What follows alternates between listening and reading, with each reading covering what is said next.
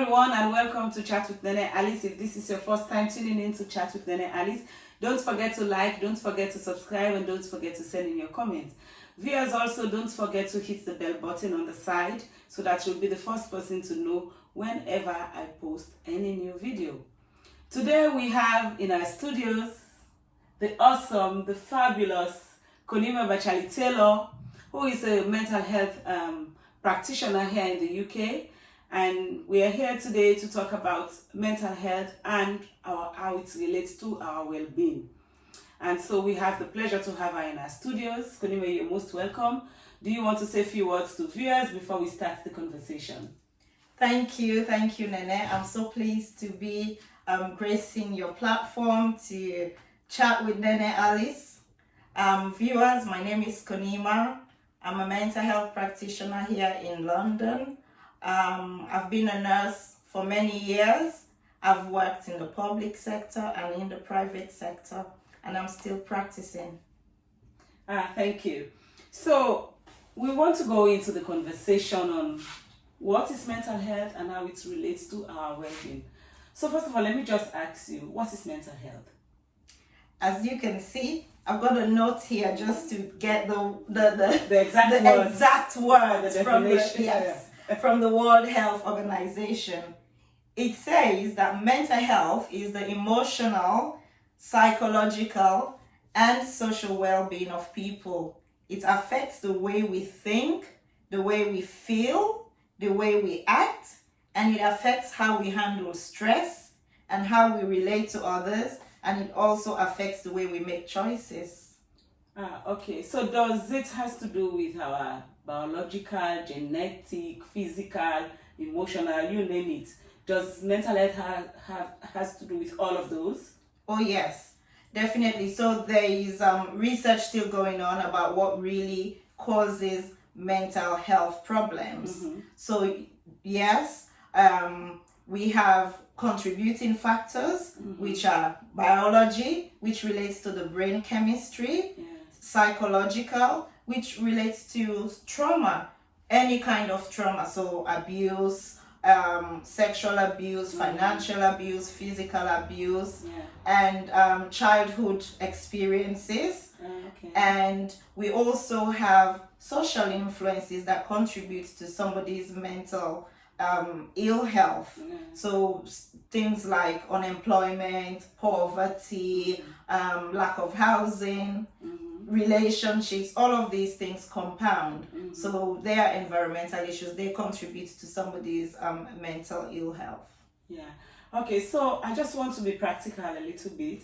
So for example, if maybe the cost of living in Sierra Leone, everybody is talking about the fuel crisis, how cost of living, market prices have gone up and all of that. Does that affect our mental health? For sure. So like I mentioned before, social stressors do contribute to somebody's mental ill health. Mm-hmm. So yes, things like hardship, as they call it, hardship,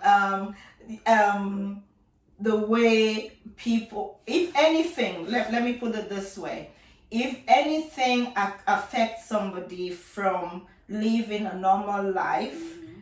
and that causes mental ill health. Yeah. So the way we handle stress is what contributes to the mental ill health. So yes, fuel prices, hardship, poverty, which in the field we call the social stressors, yes, they do contribute to mental ill health. So if my parents or my grandparents had mental health issues, does that flow to my own bloodline as well? Okay, so that is complex, and like I said, research is still going on, but we have evidence that if somebody's parents mm-hmm. Have got mental illness, what happened is their function, the way they relate to their children, mm-hmm. does affect the upbringing of the children. Okay. And of course, when we talk about the brain chemistry, so yes, hereditary genes do contribute to mental ill health, but that is not to say if somebody is from that kind of background and have that gene or the chemistry, that doesn't necessarily mean the person will end up suffering from mental illness. Because as long as people are able to identify that they are at risk, then it's easy to prevent it from happening. Okay. Does mental health affect children? Yes, it does. So when I mention psychological, everything starts from our childhood.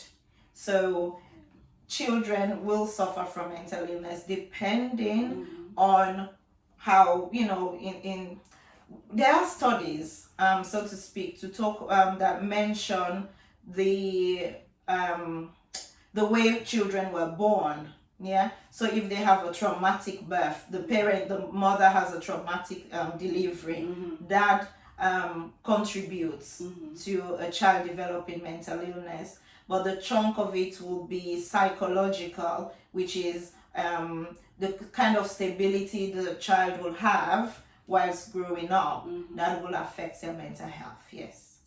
Okay. Anyway, the other thing I want to question you about is, what are the causes of mental health or mental illness? So in the beginning, we talked about mental well-being, that we have the definition of how we function.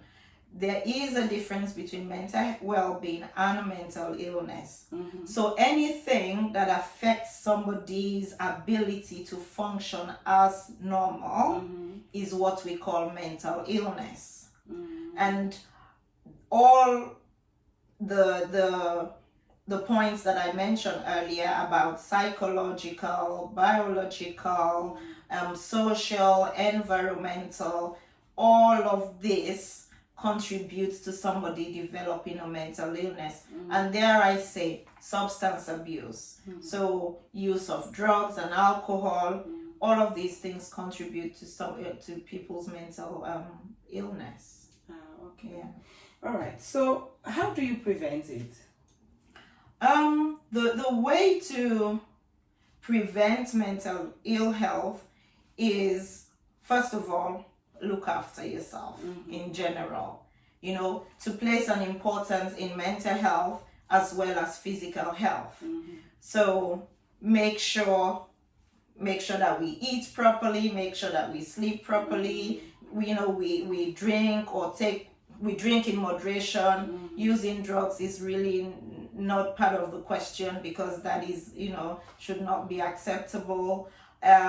Relationships, the way we form relationships, the people we interact with, the way we react to things, all of these things do help in preventing mental health. And there's always a positive mindset. For me, I think the first thing to think about is be open about your feelings.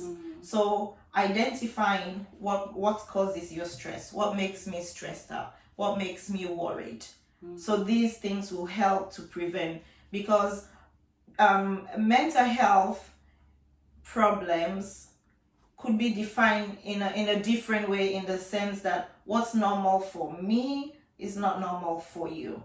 So it's about identifying. It's about identifying the things that make, that affect your ability to function as a normal person.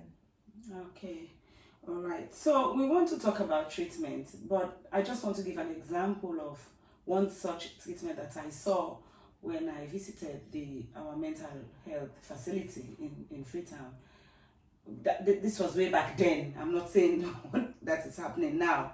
But what I noticed was that some of the people were chained to their bed. And I don't know if that is a way of treating people with mental health. Okay. So what you've described here is old-fashioned. This is what used to happen many, many years ago, when people who are mentally ill were treated in the old asylums. People were chained to beds because of their aggression. It was a way of managing agitation and aggression.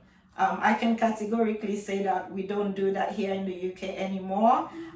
We do restrain, mechanical restraint, which is we give medication Yeah. for to calm people down. Yes. And there is training, you know, available when restraint happens, but no longer in chains.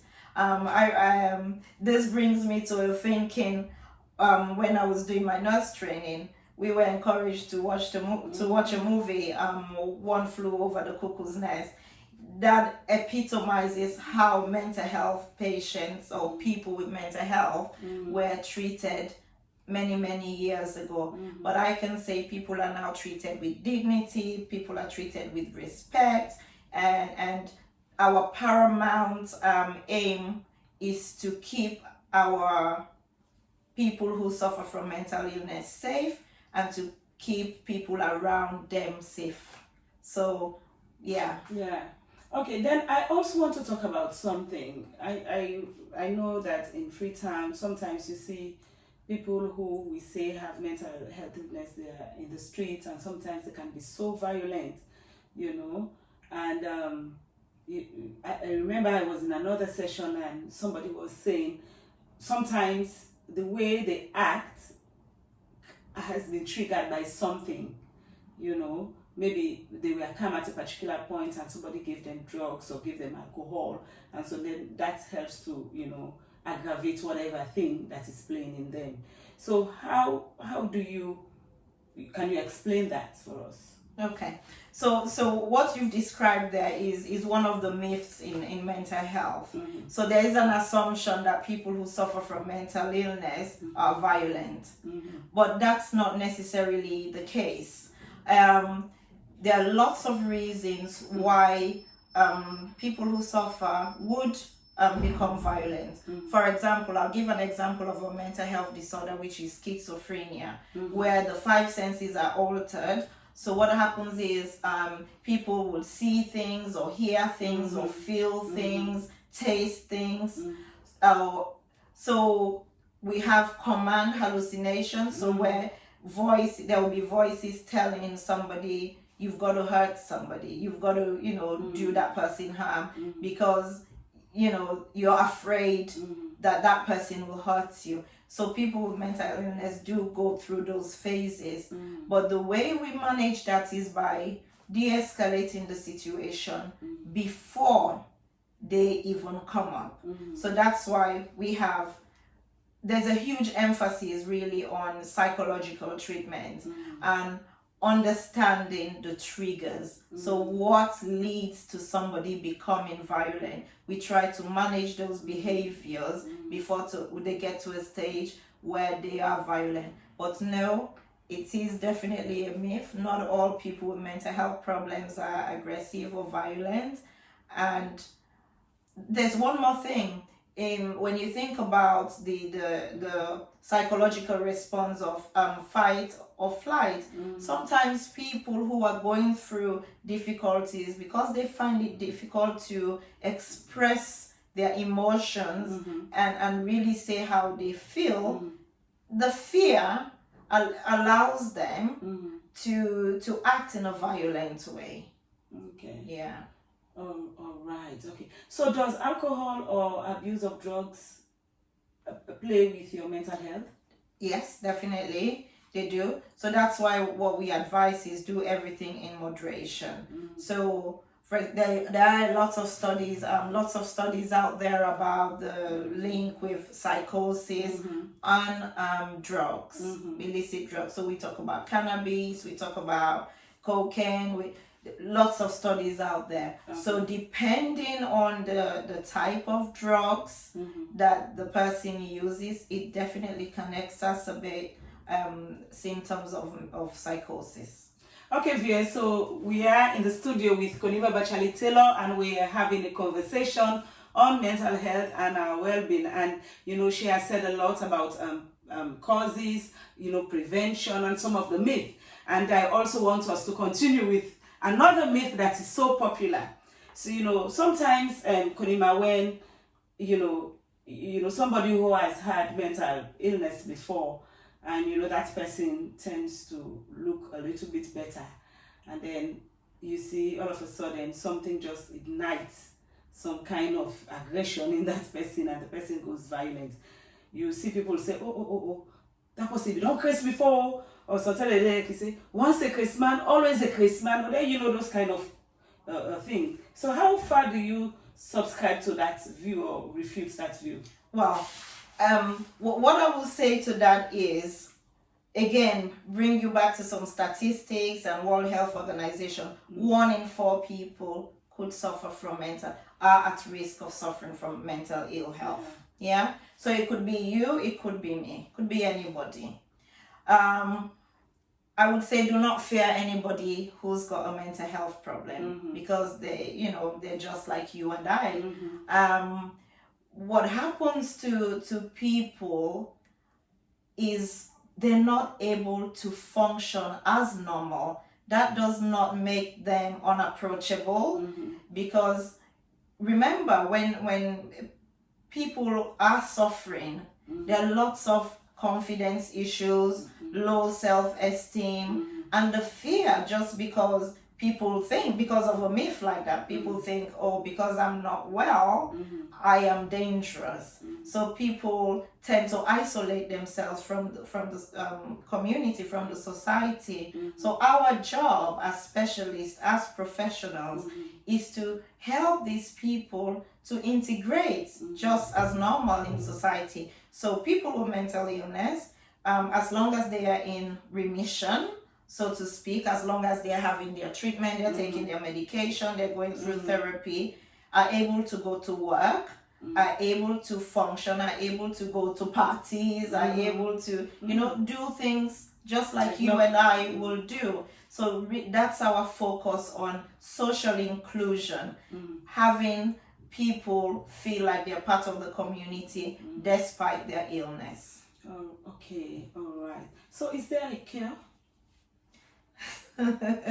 What we try and do, that is a very difficult question, complicated question. When you think about somebody with diabetes, is there a cure for diabetes? So that is what we try and do for mental health. We try and maintain people. We try and help people to live a normal life, and we encourage people to understand what their triggers are. This is what we call psychoeducation. So we encourage people to understand what leads to a deterioration in their mental health.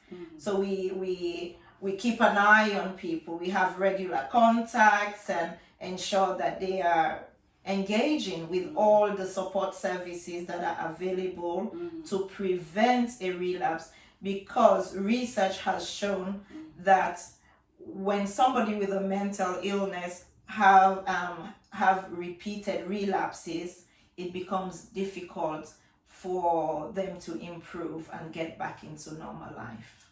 Okay. So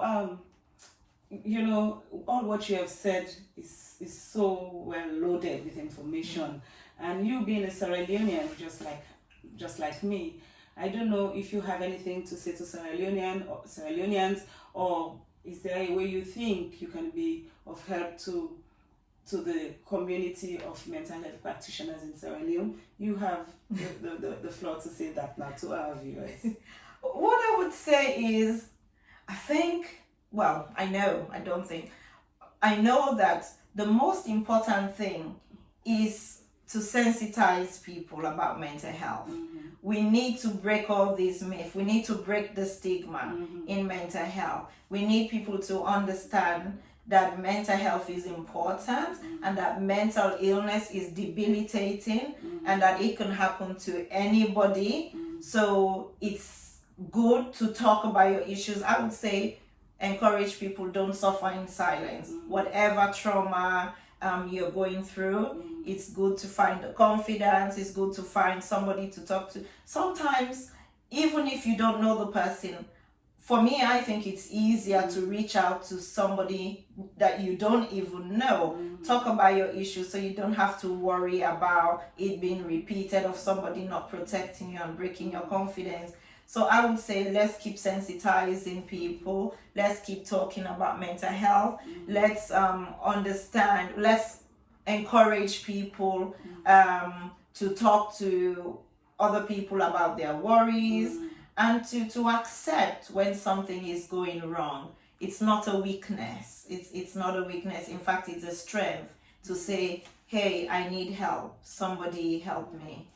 Okay, so we're going to have more of this kind of conversation. I think we have not spoken in depth about issues around depression or issues around, when mental health is deteriorating, and what are some of the steps that you should take. But then that will be in maybe our next conversation when we meet next. Maybe in Sierra Leone. Okay, well, I'm so happy and delighted to have you in my studios today, and thanks for gracing our stage. And I want us to, to just, cheers to good health, to more life, and to the good work that you're doing, and more blessings. And I hope that we'll continue to have more and more of this kind of conversations. I would also toast to your health and commend you for all the great work you are doing. Yeah. We are religious followers of the Nene Alice channel, and every week we look forward to a new topic. Keep it up. Well done. Very proud. Yeah, thank you. So viewers, if this is your first time tuning in to Chat with Nene Alice, don't forget to like, don't forget to subscribe, and don't forget to send in your comments. Thank you and have a pleasant day.